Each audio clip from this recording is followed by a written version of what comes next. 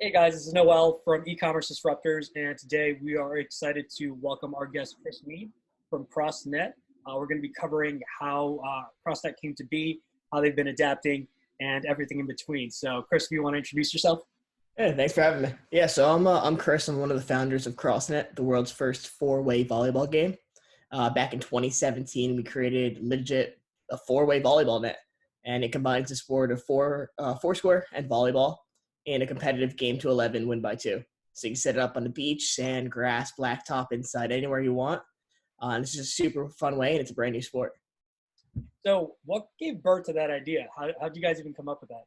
Yeah, so we grew up in Connecticut, like up in a farm town in Connecticut, Right. always looking for stuff to do outside. The closest movie theater was almost an hour away, gas station 20 minutes away. So we were constantly outside, like just building forts in the woods and like go floating down a river. Like that was like our childhood. Right. So being outside was everything for us. And so we were home. Our partner had just graduated from college with an engineering degree. I was working a full-time job in New York. We were finally all home in Connecticut, just kind of sitting on the couch hanging out, and we're like, hey, let's just come up with an idea and see if we could like brainstorm anything. Started writing down a bunch of ideas, and the only good one that stuck was a four-way volleyball net. And we quickly like jumped on our computers, Googled it, and nobody had ever made it before. So so the next day we were off to the races, like building a prototype, getting like a proof of concept, and everyone, like we had all our friends come over. There's like 10 kids at the house, and we were just having a blast on this four-way net that we made from like spare parts at Walmart. So that we knew we were onto something when we tested it out the next day. So going from that, that initial concept, and would love to hear what those other concepts were, those ideas. um, but going from that, just that original concept, when did you guys know, hey, we've really got a product here, like a potential sport that we can create and develop? That same day, we got the prototype from Walmart. We had our friends over and we played for like 6 hours and nobody went inside. Nobody was like checking their phone. Nobody went in to go play Xbox. We were outside inventing a new sport and everybody had a great time with it. So we're like, if we're doing it and nobody's paying us to go do this and there's tons of other stuff we could be doing, the rest of the world would easily be doing the same thing. So from that first 48-hour period, we were like, all right, we're all in on this. Let's go and let's make this happen. Incredible.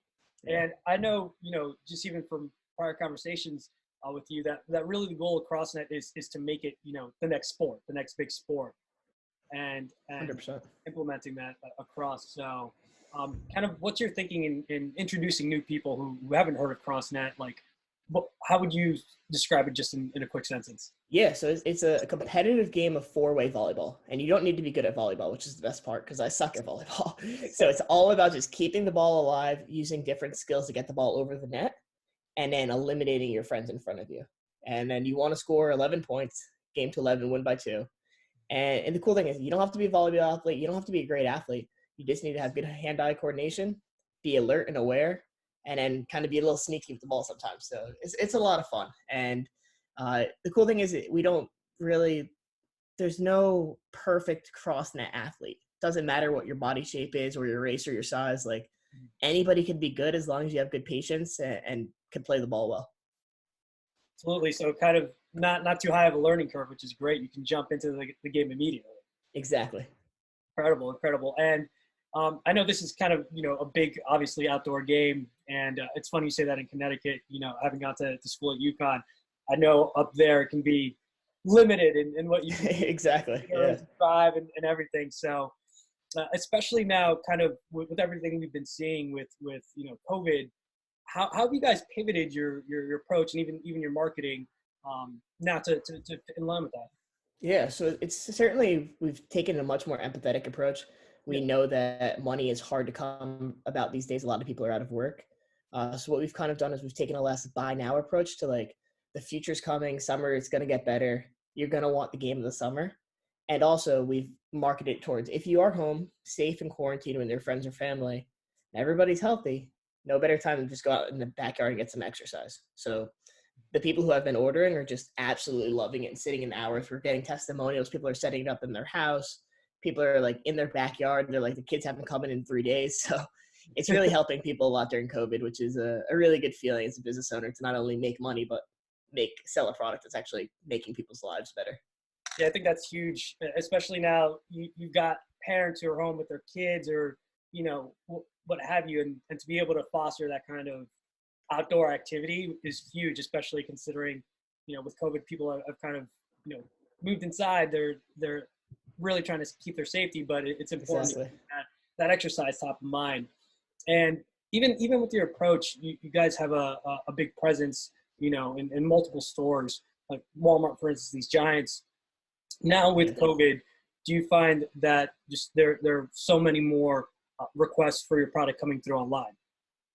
Yeah, so what we've seen is in the last 2 months, we've pretty much sold through what we sold in 2019 in 2 months worth of revenue. So yeah, our company has gotten massive overnight, which is great. Who knows if we could keep it up for the rest of the year? That would be a dream as a business owner. But we're just kind of going with the flow right now and keeping up with demand. So we're getting anywhere, some days 500-600 orders a day, which is crazy. But the retail stores keep pushing back and saying, hey, we want more and more inventory. So we have people have pre-bought for July, September. We have orders all the way up until pretty much wintertime from these retail stores. So it's good to have that predictive revenue already. Oh, absolutely. That's a good problem you want to be having. Oh yeah. Sure. And so, are you able to, to buy? You're able to buy online through the website, and get your orders there. Kind of, are these on back order now, or are you typically? Yeah, so there's a few retailers that have a few left in stock. Okay. And they rarely pop up, but like some people will have like, oh, there's 5 left in stock here, and we'll like direct our customers there. But right now we are not shipping until June 15th. So Okay. we've gone, yeah. So that's our expectations. We've ramped up our customer service just to make that very loud and clear. And like I said, being very empathetic. Hey, you need to cancel your order for any reason, feel free. We'll send the money back immediately. But right now we're on a pre-order model till June 15th, and then we'll be shipping everything then. So you guys are listening. You gotta place your order now. It's gonna be. If you want it for the summer, you got to buy it now. Yeah, I mean, even first checking out the game, I was pretty excited about it because I played volleyball, but just kind of having that element that is so new and dynamic, it's just really incredible to have that with multiple people as well. Appreciate it. So aside from, has that really changed even kind of your? I know with marketing, you've taken a much more empathetic approach. Um, has that been reflected also kind of in any campaigns you're running or any Yeah. type of marketing you have there? Without a doubt. I've kind of like, I think a lot of business owners has kind of taken a step back, as although we're way busier than I was even 2 months ago, we've also taken this time to like really up our branding and kind of put some time into like, where are we struggling as a business and where can we improve right now, when we're all kind of trapped at home and not needing to go out as much. So the big thing for us has been email marketing and SMS marketing. Mhm. Prior to January 2020, we barely did anything. We had like one flow set up for an abandoned cart. You'd have 1 or 2 touch points and that would be it. And so what we've been able to do is we've been able to make these crazy email campaigns where there's 7 to 10 steps for every flow. There's an abandoned cart flow, a browse abandonment flow, a checkout flow, like a welcome flow. There's all these different flows for email marketing that we spent like the last 2-3 months really grinding on, but now it's becoming 15-20% of our revenue. So we've kind of just flipped this switch in the last few months, and it's made us a much bigger company. And the messaging goes the same way. It's like, hey, you're trapped at home, this is a great tool for you. If you don't have the budget for it, you could use a payment plan, stuff like that. So we're really just trying to humanize our touches as much as possible. Absolutely. And I think that's there's always that silver lining, right? And one thing that with everything that's been happening, you can definitely see how everyone's just been more understanding of individual situations and what's going on. Um, so I think that's huge. And just even hearing kind of the approach you've been taking with email and SMS marketing, that's huge. Having those drips are always going to be important. Um, so would you say that's been, building a brand from this concept, hey, let's think of something cool, all the way to, to starting it up to then becoming a nationwide presence? How would you say you really were able to develop that? It sounds like the email marketing's been huge there. Yeah, email's been huge. I think getting user generated content has been the biggest for us. Mhm. So the thing that we struggled on the most as a business in the beginning was the utility of the product, like getting people to actually go outside and set it up. Because it takes 5 or 10 minutes. Nobody likes to be bothered anymore. They just want stuff to be done already. So email's been super helpful. Text message like, hey, you have a CrossNet, go out and play. Like, have you played yet? So little things like that. And then getting them to submit content, which we could then use to run ads all over Facebook, Instagram, YouTube. And what we'll do is we'll run contests every week. Like, hey, best content that gets sent to us, we'll send you a $50 Amazon gift card. Something so small that costs our business so little. And then we'll get 25 pieces of content that we could run advertisements on for the next quarter, So little thing like that, I'll get $10,000 worth of video submissions for $25 Amazon card. So it's just like Not a bad trade-off. Exactly. Yeah. Keeping things super frugal is how we've always done it. We typically never invest money in high quality videos. It's just always investing in money in things that make us money. Like, I know if I pay $1 on Facebook, I get $2 back.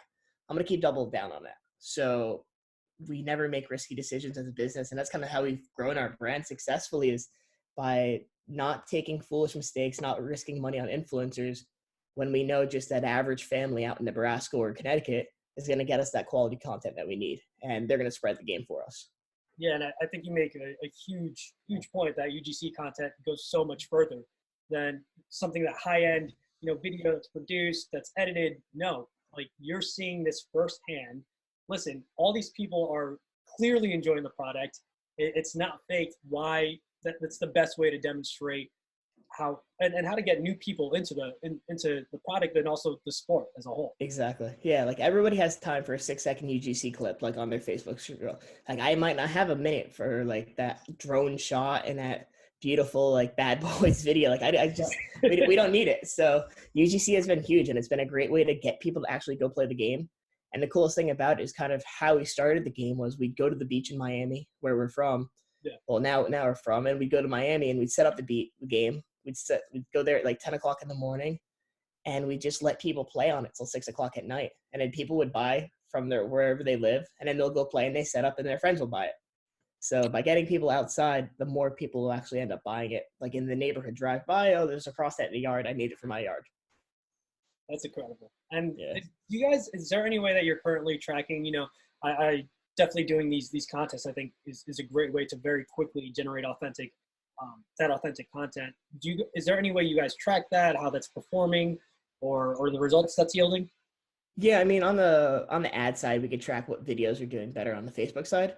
What we actually just did set up, though, is we got a lot of requests for referrals, because a lot of people, like our biggest champions, are like, oh, my friend wants this. Can I get a referral code or something? So we just started using a tool called FriendBuy, which was literally within the last 48 hours. But it seems like it's working so far. Go on our site, click the referral. You get $20 back, and your friend gets $20 off. So it's a win-win. Obviously, we eat up like our costs, but it still gets the game out there, and it's a good referral tool. So excited to see how referrals do for us this year. Nice, fantastic. And just, do you have any kind of additional tips if for anyone that's starting a brand, or how can you really take it to that next step? You guys are in huge distributors, and how were you guys able to really level up that quickly? Yeah, it's challenging. One, obviously, we're very fortunate to have a good product in the sporting goods industry. Not many new products come out that are super exciting like ours. Right. So we're definitely lucky there. But on the brand side, it's just, I think, really like honing who you are as a brand, humanizing it as much as possible if that's who you are, and staying frugal and cheap. I see a lot of people, like, when they start a company, they'll order like 10,000 units to start, or 5,000 units, because they couldn't negotiate with the manufacturer or something like that. And they put themselves in this massive hole where they're working for the first 2-3 years to even recoup their original like investing debt. Just start small and double down when you make the money. And that's how we were able to do $10,000. We were able to see a return that much quicker, instead of just going to these banks because I needed to fill up a warehouse inventory, and I didn't even know what was going to sell yet. So building a brand, it takes time. People aren't patient these days. It's going to take 2 years. It's going to take 3 years, but it will be worth it in the end. And as long as you're measuring for like little success every day. So am I getting more traffic to my page? The only way you're going to make more money is if you get more traffic to the page, or you get a huge distributor that just buys every single day. You get more traffic, you measure for your conversion rate, see how much that traffic costs you. And if you're making money on that, double down and increase that spend. I like that mentality. Yeah. Definitely, you see businesses unfortunately invest in things without really trying them or even taking a deeper dive into what that return is going to be. And I think your approach to the double down is true. You see something's making you money. First, let's prove it, and then afterwards, boom, you've got a formula that you can replicate over and over again. Exactly. So with everything happening, do you have any kind of one last lesson that you would want to leave the audience with in terms of your business right now, how it's grown, and even how you have had to pivot for everything going on right now? Yeah, I think just since it's grown in the last 2 months with COVID, we've become much more understanding as a business and really have been able to humanize things that much more. We're no longer just a brand, but we've been able to show like, hey, we're three 27-year-olds running this brand. We are not perfect at all. There's going to be mistakes that happen. The best thing I could do is just pick up the phone and explain that to you. I'm doing the absolute best I can. I'll give you your refund back if you need it, but at the end of the day, you're having an awesome 4-way volleyball game and you're gonna have so much fun this summer. And it's just being honest and humanizing all of our touches. And we've seen our conversion. We have our best conversion over the last 2 months, and we're converting almost at a 4% rate on our website, which is great for us. And yeah, so we're seeing a lot of traffic come in, a lot of people converting, and it just all becomes by being human. People want to buy from other people, not from these big box robots. So be human, capture emails very early on if you're starting a new brand, capture phone numbers. Those are some big mistakes that we made, was not doing a good enough job of capturing stuff. So capture all that data now. You never know when you're actually going to end up using it. Absolutely. The more information you have readily available, the better. And you mentioned just even that customer service aspect is huge. Being able to not only relate, but reach out and make yourself available at, whenever possible to keep that human touch point going. Even with everything happening with COVID, the social distancing, it's very important to keep that human element. And I think that's something you've kind of mentioned throughout this podcast, is keeping that is really going to help you grow your brand. Yeah, I can't even tell you how many times I've given out my personal cell phone number in the last week to just customers like, hey, this is the founder. I know you think like we're this big store in Walmart and Target. Like it's just 3 people with some employees, and like we're trying to make it work for you. If you have a question, like shoot me a text, give me a call. Like I'm here to talk to you. So people really appreciate that. Fantastic. So wanted to thank you, Chris, just for taking time out of your day. I know you guys are crazy busy with the numbers of orders going through, but thank you for coming on, speaking about CrossNet as a brand, and really just giving some tips and ideas on brands that are out there kind of growing and continuing to explode, how they can approach their own business and really continue to blossom. So wanted to thank you. Thanks guys to everyone listening out there and for tuning in. As always, we want to keep bringing you tips on how you can grow your business, especially in that digital presence, which is more important now than ever. And stay tuned for the next episode. And as always, stay safe. Thanks, guys. Thanks.